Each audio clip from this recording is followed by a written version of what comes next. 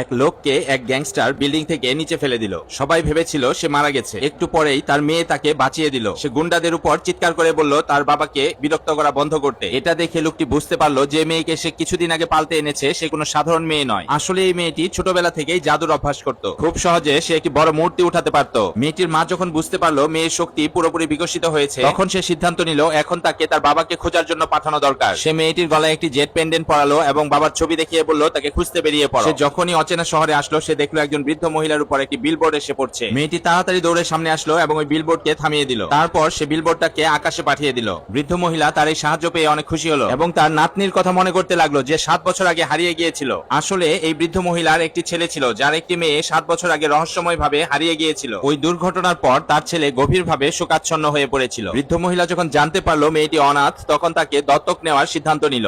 মেয়েটি বিভিন্ন ধরনের সুস্বাদু খাবারের কথা শুনে রাজি হয়ে গেল। মেয়েটি তাড়াতাড়ি ওই বাড়িতে পৌঁছে গেল এবং ওই লোকটি দত্তক নেওয়া মেয়ে হয়ে গেল।